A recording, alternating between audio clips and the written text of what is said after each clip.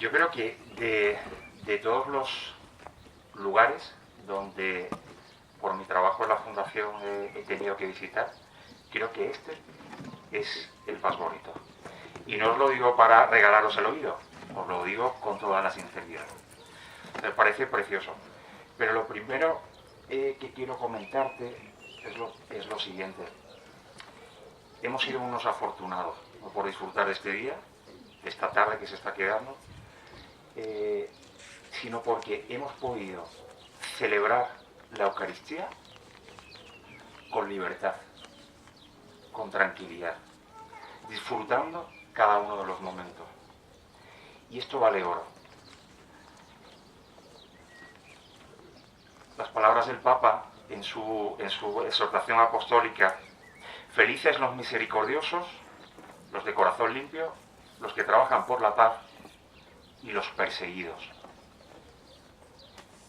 Yo te voy a contar algo que no te lo va a contar ningún medio de comunicación, ni el ABC, bueno, el ABC a veces sí, pero en la primera no lo vas a ver, no lo vas a escuchar, tampoco en Antena 3, en Telecinco. Lo que yo te vengo a contar es algo a lo que se refiere el Papa en su exhortación apostólica: felices los perseguidos. Hoy, más de 300 millones de cristianos viven en países de persecución. Yo voy a repetir la cifra: más de 300 millones. Ni siquiera en los primeros años del cristianismo, en los que los cristianos morían devorados por los leones en los circos, ni siquiera en esos primeros años el cristianismo estuvo tan perseguido. Eso es un hecho. Y os pongo el siguiente ejercicio, te pongo el siguiente ejercicio mental. ¿Qué pasaría si esta cifra, más de 300 millones de cristianos viven en países de persecución, cambiáramos el concepto cristiano por otro titular? Por ejemplo, más de 300 focas del Mar del Norte son asesinadas anualmente. ¿A que seguramente eso sería un gran titular en los medios de comunicación? Bueno, y si ya entramos en más de 300 futbolistas han sido perseguidos, eso también sería titular de los medios de comunicación. Pues ¿qué ocurre? Que algo tan evidente no aparece en ningún sitio. Yo he tenido la suerte de estar en varios países donde los cristianos sufren persecución. He estado viviendo en Kenia, he viajado a India, he estado en Japón, he estado en Birmania, pero sobre todo he estado en Nigeria. Ahí el ser cristiano es sinónimo de jugarte la vida. Y tú me dirás: Álvaro, ¿y por qué vienes a contarnos estos dramones? Con lo bonito que se está quedando la tarde, con la cena que luego vamos a disfrutar. Pues yo te quiero contar esto para que tú te hagas una pregunta. Y a diferencia de don Francisco, no pido respuestas, ¿eh? Pero sí me gustaría que te hicieras una pregunta. Es la siguiente: ¿cómo vives tu fe? ¿Cómo de firme es tu fe? ¿Dónde tienes apoyada y cimentada tu fe? Porque lo que yo he podido comprobar en estos países es cómo es la fe de estos cristianos. Fijaros, nosotros publicamos, la Fundación Ayuda a la Iglesia Necesitada publica cada 2 años un informe sobre libertad religiosa, analiza este derecho en todo el mundo. Y los datos son demoledores. El nivel de persecución crece, la falta de libertad religiosa aumenta año tras año. Os puedo hablar de Pakistán. En Pakistán existe una censura literal por el hecho de ser cristiano. Hay palabras que cuando tú te mandas un mensaje de WhatsApp o escribes un email, hay ciertas palabras que el sistema de telecomunicaciones pakistaní te las censura. Como por ejemplo la palabra Masih, M-A-S-I-H, que significa Cristo. Esa palabra es censurada si yo a ti te envío un correo electrónico y te puedo decir unidos en oración o unidos en Cristo, automáticamente esa palabra queda censurada. En Pakistán existe una ley que demuestra el grado de persecución, que es la ley anti-blasfemia. El hecho de hablar mal del Islam, de hablar mal del Corán, de hablar mal del profeta, te puede costar la cárcel y en ocasiones mucho peores la cadena perpetua. ¿Conocéis a Asia Bibi? ¿Os suena Asia Bibi? Yo creo a algunos, don Francisco, le suena. Asia Bibi es una cristiana que está ahora mismo como 1000 cristianos más en las cárceles pakistaníes esperando su sentencia de muerte, porque ha sido condenada por blasfemar. Ella fue a recoger agua de un pozo que es compartido con otras mujeres musulmanas, y cuando esas mujeres musulmanas se dieron cuenta que ella, Asia Bibi, recogía el agua de ahí, empezaron a atacarla, a zarandearla y a decirle: has contaminado nuestro pozo porque eres una infiel. Y ella se enfrentó a estas mujeres y les dijo: mi Cristo dio la vida por mí, ¿qué ha hecho vuestro profeta por vosotras? Sentencia de muerte. Automáticamente fue acusada, fue, entre comillas, juzgada y está esperando sentencia de muerte en las cárceles pakistaníes. India. En India existe una ley llamada anticonversión. Está legalmente prohibido que tú, si eres hinduista, te conviertas a otra religión. Ahora bien, si eres cristiano o si eres musulmán, bienvenido eres al hinduismo. Para que veáis un poco la contradicción. Pero del país donde me quiero detener es Nigeria. Luego, durante la cena, don Francisco me ha dado la oportunidad de poder contar más cosas sobre este país. Pero para los que no os queréis para la cena, os voy a contar un par de cosas. En marzo del año pasado, invitado por la Conferencia Episcopal Nigeriana, tuve la oportunidad de visitar distintas diócesis del norte de Nigeria, donde hay un grupo terrorista que se llama Boko Haram, que persigue sistemáticamente a los cristianos. ¿Y por qué insisto con Nigeria? Porque a diferencia de lo que se puede pensar, Nigeria es el país más letal para los cristianos. Es donde anualmente mueren más cristianos por el hecho de serlo. No es Irak, no es Siria, no es China, ni siquiera Corea del Norte, país del cual no tenemos datos de filiación religiosa. No tenemos ni idea del número de católicos que hay en Corea, el país más hermético y más peligroso para toda confesión religiosa. Pues bien, en Nigeria mueren más de 3000 cristianos anualmente, de manera aproximada. Boko Haram, que es el grupo terrorista, que son los primos hermanos del Estado Islámico. ¿Suena Estado Islámico? El ISIS, el Daesh, suena, que actúa ferozmente en Siria y en Irak. Bueno, pues en Nigeria, Boko Haram. Pues Boko Haram ataca sistemáticamente a los cristianos. Se juegan literalmente la vida por ser cristianos. Imagínate que hoy, cuando has entrado en la ermita, normalmente habéis aparcado y habéis entrado por aquí, imaginaros que hay algunos miembros de vuestra comunidad que a las señoras os piden que abráis los bolsos para registrarlos. Y a los señores os dicen: a ver, levántate el polo o abre la camisa porque quiero ver qué llevas dentro. Es la manera que en Nigeria se vive la misa, porque hay un riesgo real de que se cuele a alguien con un explosivo en un bolso o debajo de las ropas y lo haga explosionar. Para que os hagáis una idea, en Nigeria Boko Haram actúa de la siguiente manera. Y perdona que insista tanto con estos detalles, porque esto no te lo va a contar ni Antena 3, ni Telecinco, no te lo va a contar, lo siento. Pero tenemos una responsabilidad como cristianos de saber qué es lo que le ocurre a alguien que es hermano tuyo. Pues bien, en Nigeria a los terroristas de Boko Haram roban bebés, niños pequeños, de sus madres, los rellenan, los envuelven en explosivos, lo cubren con ropa y lo llevan la terrorista en los brazos a un mercado. Claro, en los mercados hay policía que combate al terrorismo de Boko Haram, pero ¿quién va a sospechar que una mujer lleva un bebé encima?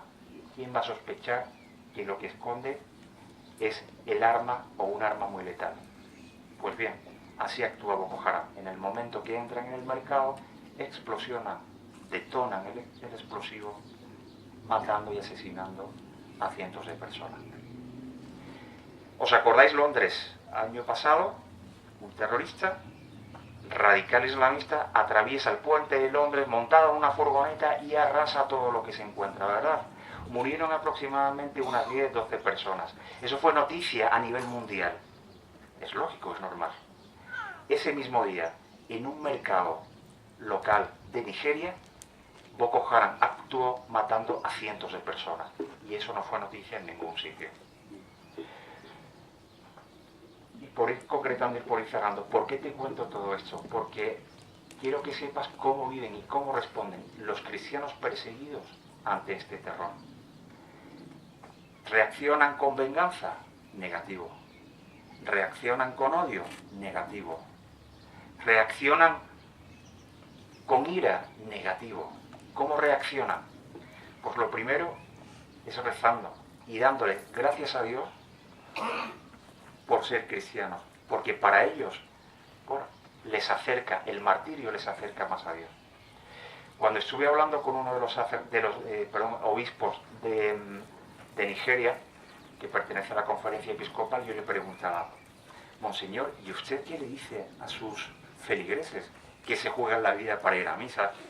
Que saben que hoy están vivos, pero que mañana efectivamente asisten a misa, entra un coche con explosivos, se empotra contra el templo y mueres.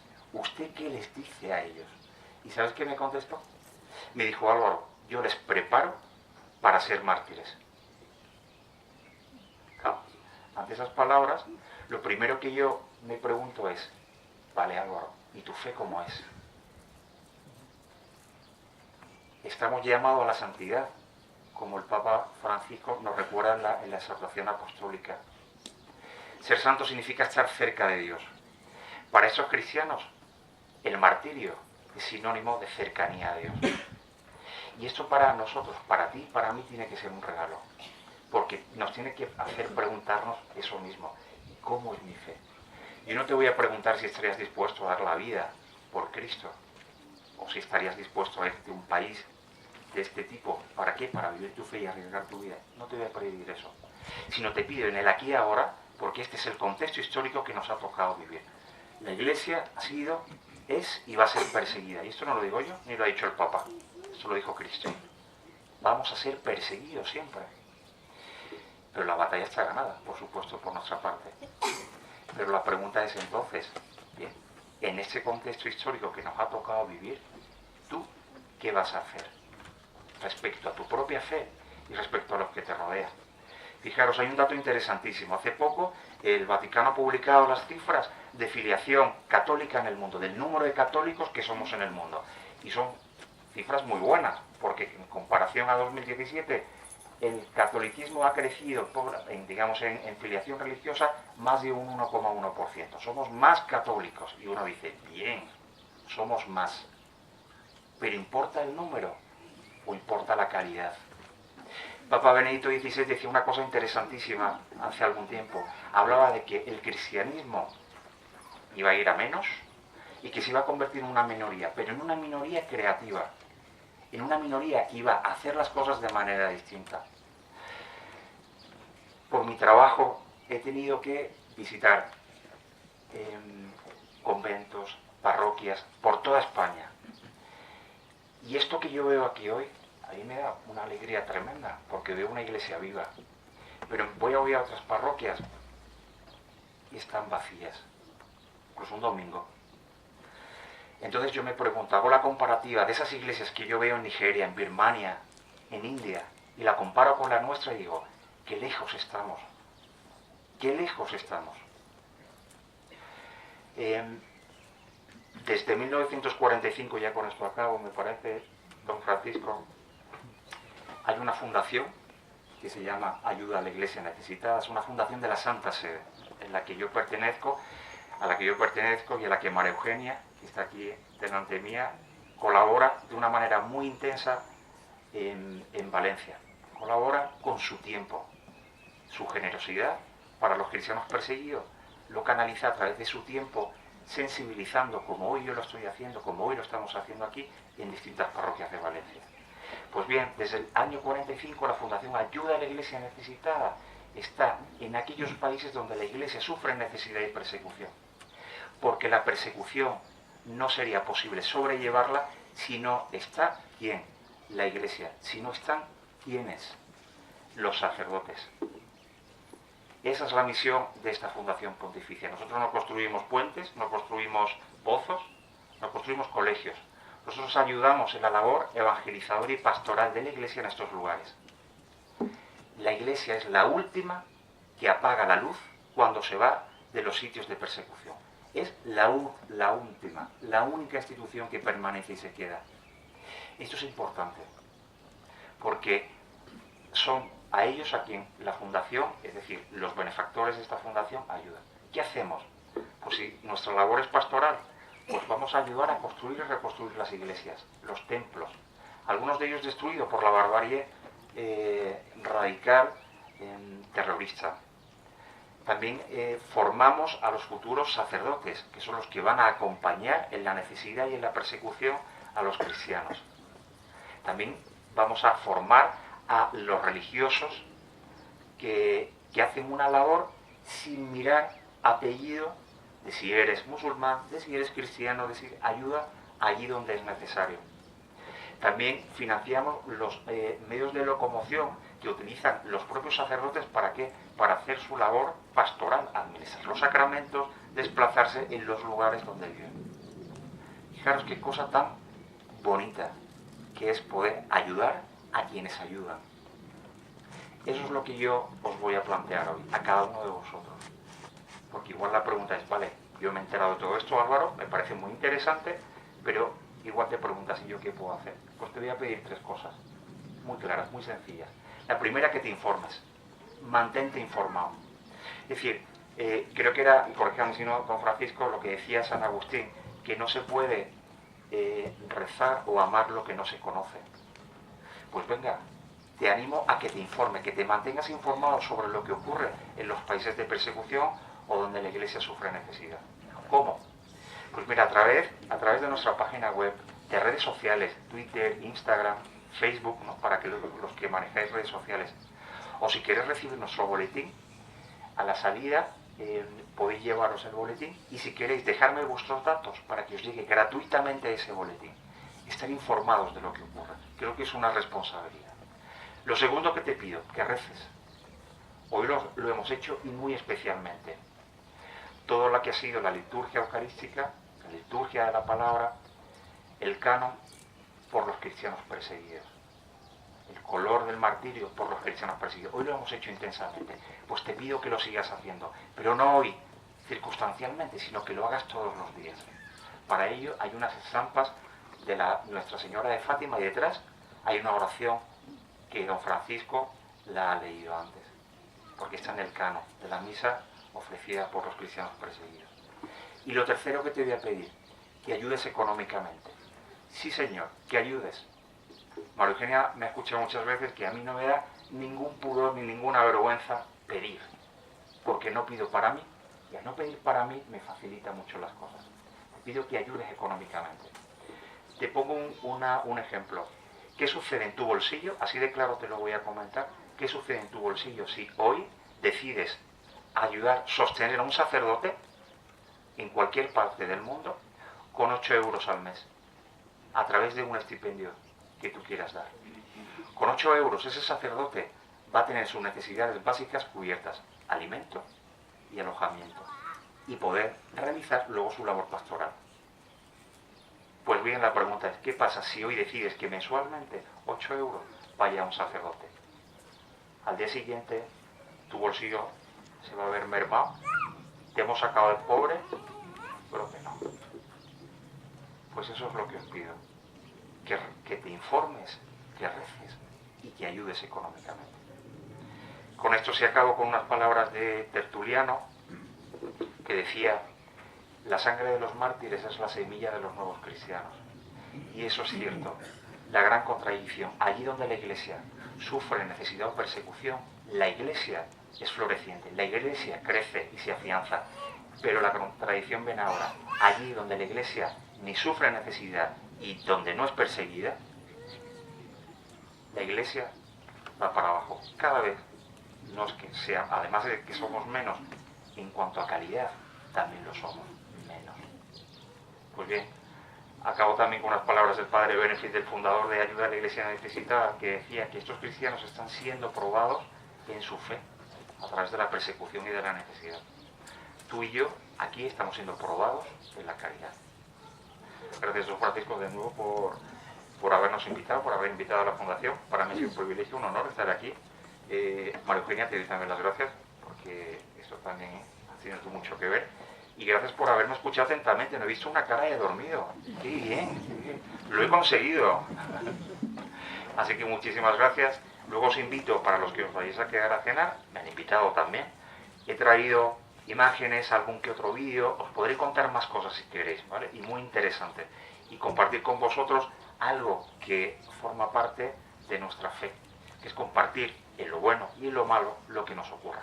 ¿De acuerdo? Pues muchas gracias.